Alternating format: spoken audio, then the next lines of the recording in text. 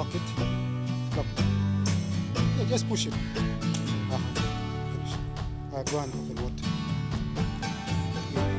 Just test it.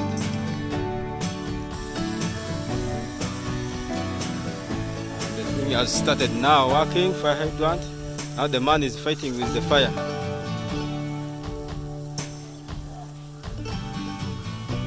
Can even jump up the roof of the house. You can even get to the pressure which you need.